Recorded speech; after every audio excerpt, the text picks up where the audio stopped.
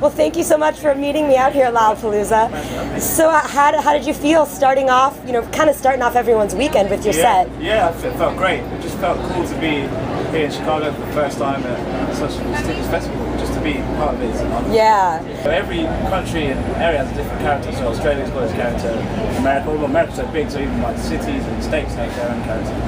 And it's really cool and quite challenging too, but it's good to be able to like see those things and learn about those things. Yeah. It really helps. So you can't it's a challenge because you can't really face the gig the same way every time. So sometimes you get people who are maybe a bit quieter, like show me what you got. And some people really kind of whooping and like cheering by the time before you've gone on. Yeah. So it feels like you're like really loved. So you kind of play differently due to that. You can't really take it for granted. So it's cool, and you get to know how your music's working across the board, whether it translates. It's cool. Yeah, and you adapt your energy and your arrangements even. Exactly, yeah. For outside shows to inside shows, right. Small venues, big venues. Yeah. It's all cool to be able to adapt and keep your toes. Right. And I mean, I think that your songs are so intimate. A lot of the lyrics and your vocal style is widely complimented. Yeah. And compared to a lot of people, we're hearing a lot of that. Yeah. Would you say that there's any certain comparison that just doesn't? That maybe you don't hear yourself? Yeah, a lot of them, you never know how you sound because I'm always hearing my voice in my head. I like the speakers, but someone had a funny one. It's only happened once, so I think they were kind of either they didn't listen to the music or they were had it when they were in Australia. They said they reminded them of Michael Buble. I don't know about that. I haven't had that, so I definitely don't see that. No. And you get a few Randy Newman things a lot, so. Randy Newman? Yeah, there must be something, because I've had that a few times. Wow. I don't listen to his music, but some people say, so that freaked out a bit, but that's kind of funny. Yeah. Now, I wonder, how Jimi Hendrix had an influence on you. I heard you play Waterfall today, which was a burning rendition. I mean, a real cool build, another one of those songs that really build and layer with your band. Yeah. But what do how did Jimi Hendrix influence you or your career? Hendrix used to be in a big way, one, just the guitar playing and the expression and the feeling in his songs and his lyrics. The lyrics of Waterfall, it's beautiful lyrics. Yeah. And that really inspired me to try and write songs, I guess from the heart. He did that. Obviously his guitar playing. Also just how he was so different to anything else that was happening at that time. And even now, I mean, he stands out like a sore thumb. He could. Yeah. And he wasn't frightened to do that. I'm sure he would have had some people in the early days thinking this guy's weird. I mean, that guitar playing, the way he dresses, his face all over the place. And I know that's kind of inspiring as a young person when you're trying so hard to fit in. You realise actually it's not necessarily about fitting in, it's about being yourself. Yeah. He really did that to me. Cool. I mean, I know you were born in London, but your parents were from Uganda, and I don't know. I mean, I read an interview where you had said you found out Jimi Hendrix was black, and that somehow was meaningful to you. Yeah, it was. Yeah, we grew up in two things. The Ugandan thing's odd because my parents are Ugandan, but we grew up in a really English, white, middle class area, which is lovely. I had a great. Yeah. Close to where the Olympics are going on right now. Yeah, very close. Yeah. But there wasn't that many black people around, so as a young kid, you're trying to find people that I like you just to fit in. Yeah. And I was fitting in, but that was the one thing that kind of was strange. When I started playing guitar, playing in bands, and I was listening to rock bands, but there was no African heritage musicians playing this kind of music. So I was like, is it weird that I'm playing this kind of music? And then he came on TV and he was playing that kind of music. So I was like, it isn't weird. He's like the maker of it. So, So I was it really freaked me up in my mind, and I felt really inspired. I mean, it's strange, because so many people used to and that's so much of my music is by the past. But a lot of the reason why it is by the past because of that. Because I can relate to that more. Because there were more guitar players then, whether it's soul, stable singers, the dad would play guitar, or Kurt Smith would play guitar, Hendrix play guitar, Al Green even played a bit of guitar. Where when I was growing up in the teenage years, people thought it was weird that I played guitar.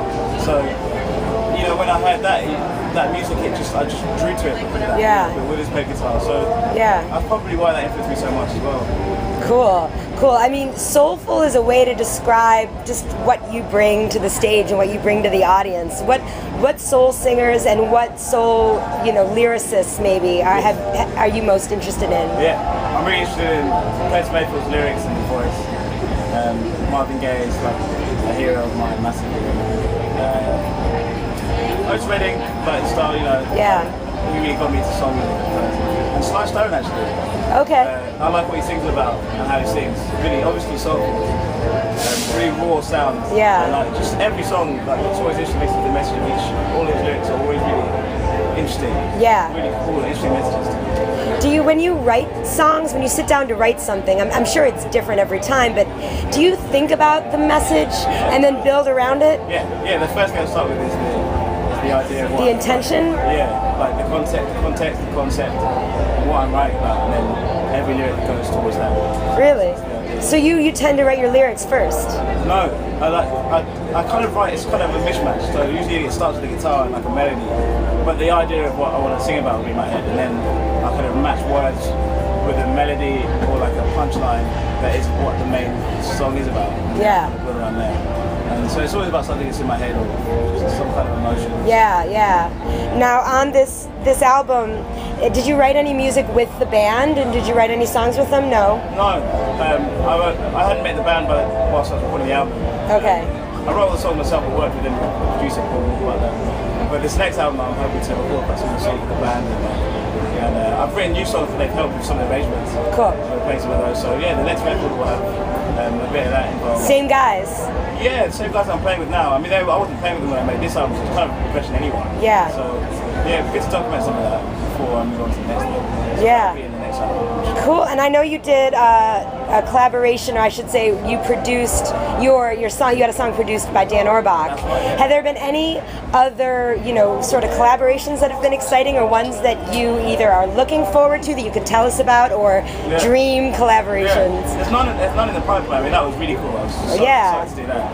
And I'd love to collaborate with other bands and musicians. Like, I love like Brittany Howell's voice from the album The Shake stuff. Yeah, sure. I mean, people used to do that all back in the day, like, so having people on your albums to sing or like to do something would be cool. So yeah. I'm looking forward to when I start recording it to like now I've made some new friends to like see what can happen. Right. Now you had some experience as a session guitarist, no? Yes. So having done that, are you just as happy being part of an ensemble, or now that you've done this sort of songwriting and sort of lead guy, do you prefer one over the other? No, I really like my favourite thing about music is collaboration. Okay. So whether it's with a producer, band on stage, and others, not necessarily another songwriter, but another musician. Okay. That's where it really gets exciting. And so I always like being part of stuff. But I love singing and writing songs and recording them. So they kind of go hand in hand. Okay. I don't prefer one more than the other. Yeah. Well, you're coming to the Park West in September, the 27th, That's I right, believe. Yeah. And have you ever seen that venue or played that venue before? I hear the Park West is amazing. The acoustics are phenomenal. I wonder, we started off talking about how you have to sort of adjust your playing for these big festivals. Do you do anything different when it's going to be an intimate setting? Every rub of the guitar string people can hear. Do you plan to do anything, or maybe have any sort of collaborations with some local bands or local artists? Well, there's no collaboration with local bands yet. I mean, that'd be great. I don't know if we get it together by September, but I definitely play a bit differently. Like, I can play other kind of tunes that are on the album that maybe wouldn't work. Yeah. I do some solo numbers, just me and the guitar, which I don't do at festival shows. So that's I adapt to that thing. And sometimes I do tunes with just the bass player and just play like duo for a few songs. Intimate settings you kind of get. There's another way to do it. Yeah. Which is fun. It brings like a new dimension to the show. So now, to other guitarists who are just in their house writing from their heart and writing from their soul, what would you say is maybe something that inspired you, or something that brought you out of the house and into the studio and onto the stage? I reckon it's scary to put your music out there, but I don't know how I did it. I found someone that recorded music, or singers was looking for singers and recording, so I just recorded a little cheap recording at my house and sent it to someone to see what they thought. So I'd say the advice is just, if you're writing stuff, just build until you think you're confident enough, you think these are pretty good, use an outside opinion. Sometimes it's good to get someone that you don't know, not a friend or someone. Yeah. See what they think, and if another musician might be good too, or someone that records or knows about songwriting or some artist. And you get a good gauge of the song, and they might help you record somewhere or meet someone that has the contacts in the industry, or but the most important thing is that you get to know how it's going, and you get some feedback. So I'll say put stuff out there to people that have a good insight to that. Yeah. Great. Thank you so much for sitting down at this great set, and we look forward to seeing you next month. Yeah. All right. Take care.